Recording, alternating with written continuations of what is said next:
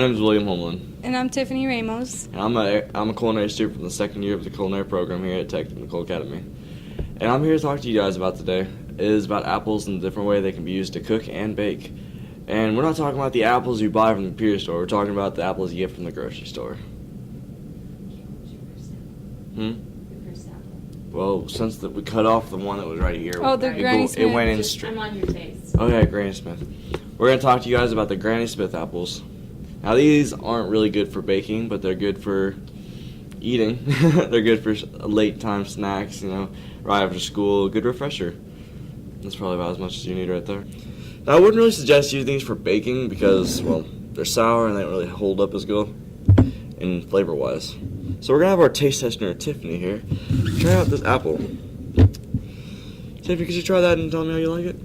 Okay, now I'm gonna warn you, I'm a slow eater, and I do not like sour apples. You don't have to eat it all, you can just set it right over here then. That's sour. Do not like it. No, it's good, but it's like I said, it was a little bit sour. So if you like sour apples, just go for the green apple. If you like anything sour, you can try the green apple. Now we're going to move on to my personal favorite, the Fuji apple. These are really sweet apples. They're also soft. They're almost like a Honeycrisp, if you've ever had a Honeycrisp, but we'll get to that. We have a taste tester, Tiffany, here. Try this one too, but I'm also going to try this one with her because, well, personal favorite. You got to try it. It looks good.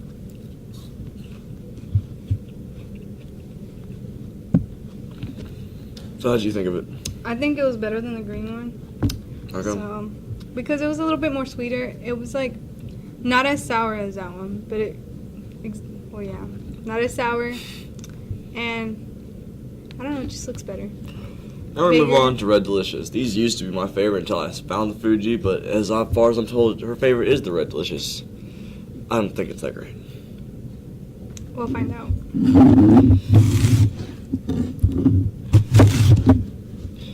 Alright. Now as you can see in these apples, we have a little bit of color variation again going around the edges. It's red. It's really cool to see different color variations in the apples, like the green ones were green, these are redder. So, Tiffany, if you want to, I'll cut this up for you one more time. Mind the knife. Okay.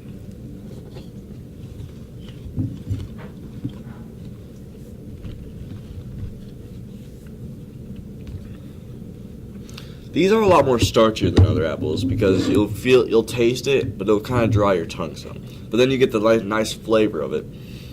It's kind of a hit and miss it opportunity. If you like it, you like it. If you don't, you don't. Now we're going to move on to one that I haven't never actually heard or tried before until just recently, which is the Jazz apple. Don't really know why it's called Jazz apple, to be honest, but I'm hoping it tastes jazzy. I may have tried it. Really? I think my grandma grows those kind. It kind of looks like a gala apple. I don't know what that is. Well, that's why I'm the apple person.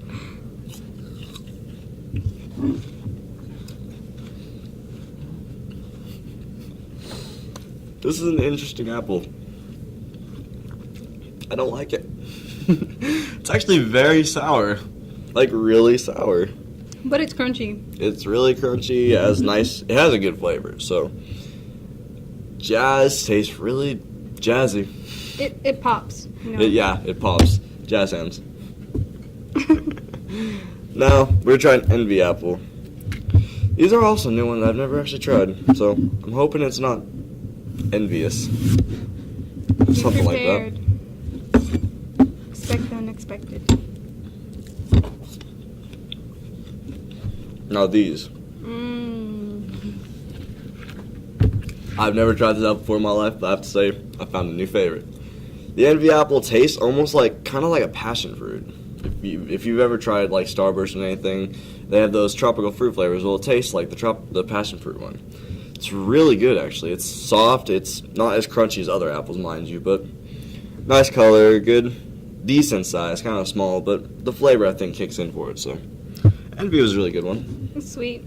Now we're going to move on to a Honeycrisp apple. Now this one looks a little bit more beaten up and torn over, but that's because this is an organic one. Now mind you, organic usually means that it's more better because it doesn't have all the chemicals and everything that's been on it, but you can wash this off, so don't be that worried about it. But it does also mean that there can be, such as these little cuts on here. We're going to try to avoid those when we cut it, so go ahead and cut this piece right here off. And let's go and try this one, see how this one tastes.